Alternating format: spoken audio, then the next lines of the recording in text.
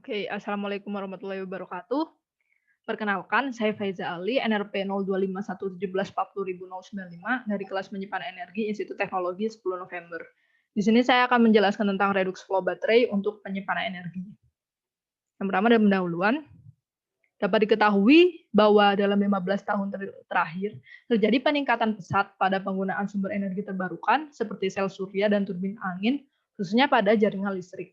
Hal ini dikarenakan semakin lama biaya penanganan energi terbarukan ini semakin turun, maksudnya semakin murah. Hal inilah yang membuat energi baru terbarukan ini semakin bagus untuk digunakan karena ramah lingkungan, bersih, murah, dan sangatlah mudah digunakan gitu untuk banyak perusahaan bahkan masyarakat di dunia ini. Maka dari itu, karena penggunaan energi baru terbarukan ini semakin banyak, maka kebutuhan akan penyimpanan energi pun semakin meningkat. Hal itulah yang membuat banyak meneliti mencari-cari nih teknologi apa atau alat apa yang sangat bagus untuk digunakan dalam skala besar sehingga dapat menyimpan energi dari energi baru terbarukan ini dengan lebih baik gitu daripada sebelumnya. Nah, dari banyak alat yang sering digunakan untuk menyimpan energi, salah satu alat yang sering digunakan adalah baterai.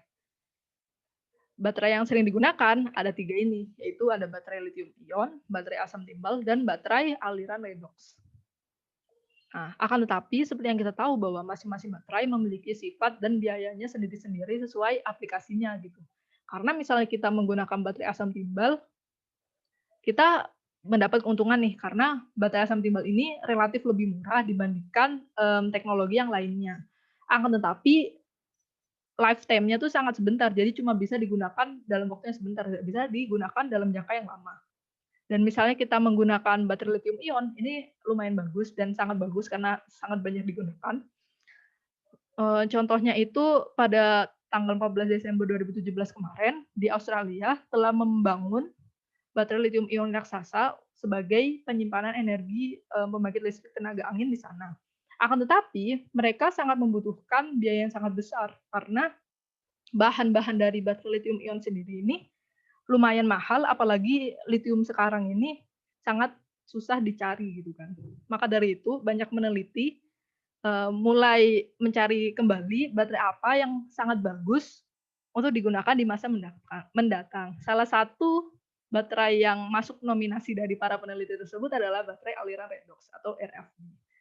Kenapa baterai aliran redox ini masuk ke dalam nominasi tersebut? Berikut ada tabel perbandingan berbagai jenis perangkat penyimpanan energi pada pembangkit listrik terbarukan dari Soloveinik 2015. Dalam tabel ini dapat diketahui bahwa flow baterai memiliki strong capacity atau harga yang lumayan murah daripada baterai yang lainnya daripada lithium ion. Lifetime-nya juga lumayan lama, bisa bertahan sampai 10 tahun dengan cycle yang dihasilkan juga lumayan besar, yaitu sampai 2000 siklus. Meskipun efisiensinya itu lebih rendah daripada lithium ion, yaitu masih 70%, kalau lithium ion kan 80% gitu. Discharge time-nya juga lumayan lama, yaitu sekitar 10 jam, kayak gitu. Lalu redox flow baterai. Redox flow baterai sendiri di sini merupakan salah satu teknologi terbarukan yang sangat menjanjikan untuk penyimpanan energi di masa kini hingga masa mendatang.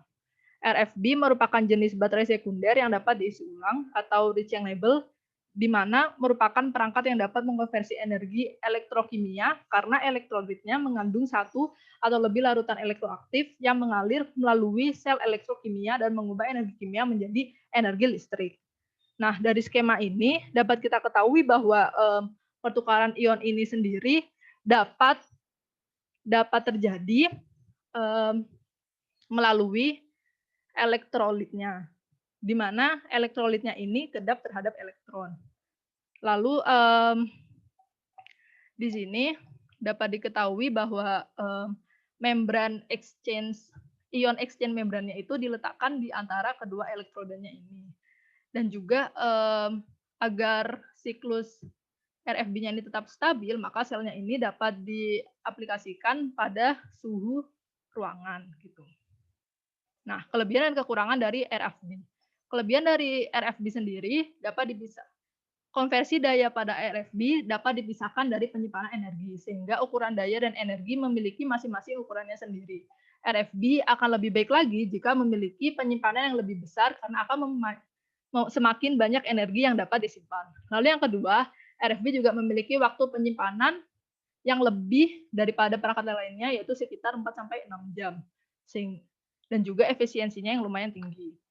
Lalu reaksi RFB sepenuhnya dapat dibalik, yaitu memungkinkan sel yang sama untuk beroperasi sebagai pengonversi energi listrik menjadi energi kimia ataupun sebaliknya. RFB beroperasi dengan mengubah ion dari logam valensinya tanpa mengonsumsi ion logamnya, sehingga membuatnya memiliki siklus hidup yang lama hingga 10 tahun. Penyimpanan RFB juga lebih aman jika dibandingkan dengan full cell karena hanya menggunakan larutan elektrolit, sedangkan full cell menggunakan gas hidrogen, di mana elektrolit dapat disimpan di dalam 2 tangki dengan biaya yang lebih murah. Kalau misalnya full cell kan harus menggunakan tabung yang khusus karena gas hidrogen. Lalu yang kelima, RFB juga dapat memerlukan 2 pompa untuk mengedarkan elektrolit antara tangki dan elektrod gas sel. Suhu sel dapat dengan mudah dikontrol dengan mengatur aliran elektrolit. Pada RFB juga tidak terjadi self-discharge karena 2 elektrolitnya disimpan pada tangki yang berbeda, sehingga sel dapat dibiarkan sepenuhnya untuk waktu yang lama tanpa ada efek yang merugikan. Kekurangannya, RFB masih dalam tahap pengembangan awal, sehingga lumayan banyak kekurangannya yang harus ditutupi. Lalu RFB memiliki kelemahan terkait proses termal dan stabilitas membran kimia dan elektrolitnya. Kebalatan daya dan energi pada RFB juga masih lebih rendah dibandingkan dengan teknologi lain, sehingga RFB tidak cocok untuk aplikasi seluler saat ini. Hal ini berdampak pada waktu pengoperasian dan umur baterainya. Lalu desain stack pada baterai tipe ini juga masih dapat menyebabkan scaling. Beberapa masalah penting seperti kebocoran, ketahanan pompa, umur sel, dan pipa memerlukan perhatian yang cukup dan perlu adanya pengembangan dalam membran, desain stack, sistem monitoring, material baru, dan desain sel.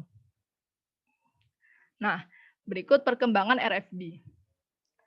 Perkembangan FRB pada awalnya didirikan oleh NASA pada tahun 1970. Pada saat itu RFB-nya itu berbasis Fe kromium. Akan tetapi perkembangannya dihentikan karena ion kromiumnya itu tidak dapat bereaksi dan terjadi dan tidak bereaksi lah, intinya gagal lah pada saat itu. Sehingga peneliti terus meneliti lagi RFB agar bisa lebih baik dan didapatkanlah vanadium redox flow battery yang merupakan RFB yang paling sukses pada sampai saat ini gitu. Perjalanan dari vanadium redox flow battery ini juga tidak mudah. Mereka harus melalui generasi pertama dan generasi kedua sehingga dapat dikomersialkan seperti saat ini.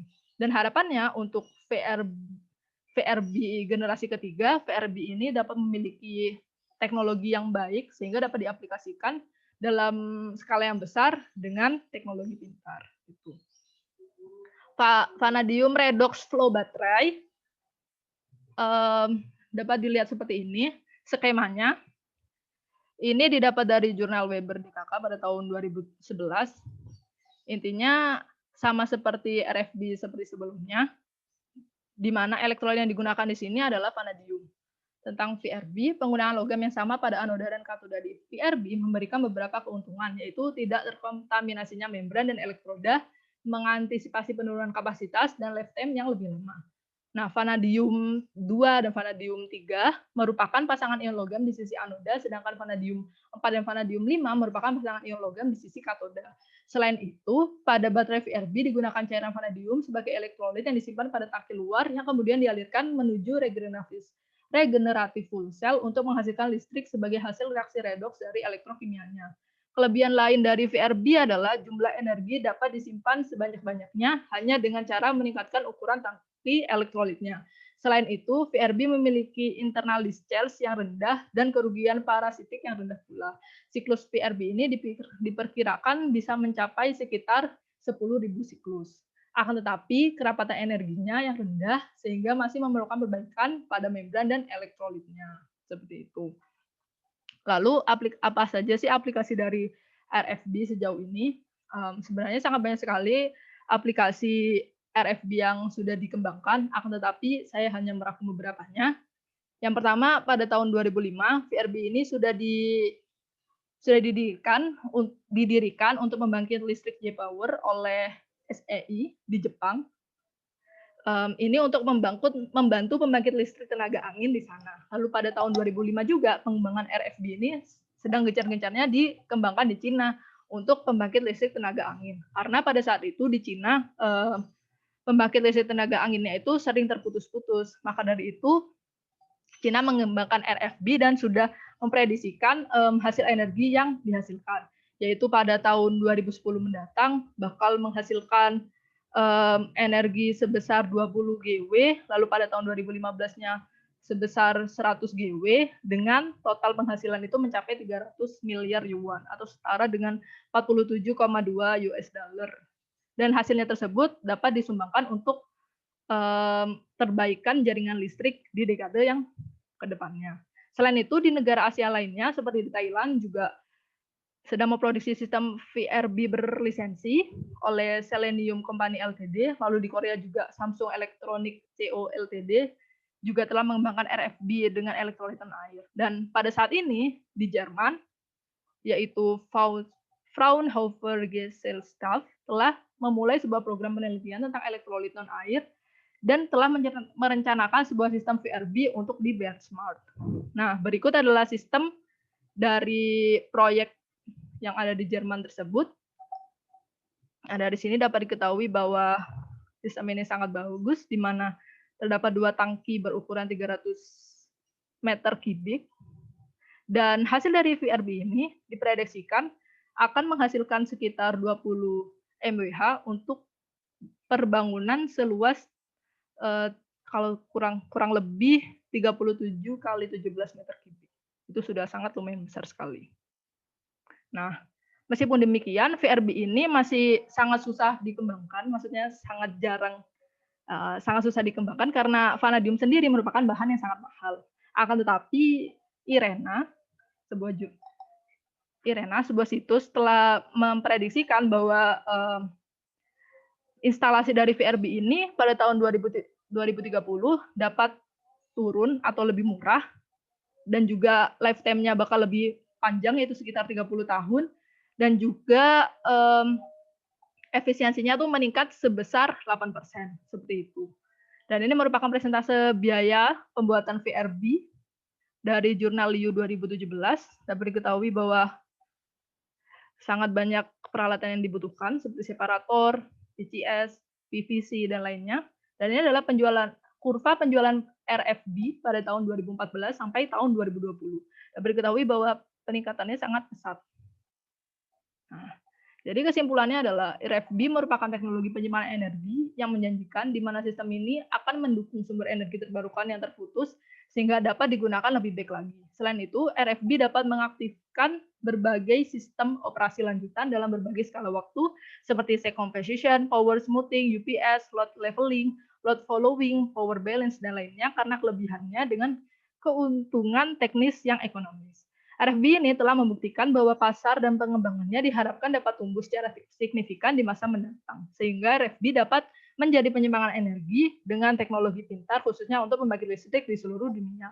Bahkan ada sebuah wacana bahwa kedepannya RFB ini akan diaplikasikan pada mobil listrik. Mungkin sekian dari saya, kurang lebihnya mohon maaf. Wassalamualaikum warahmatullahi wabarakatuh.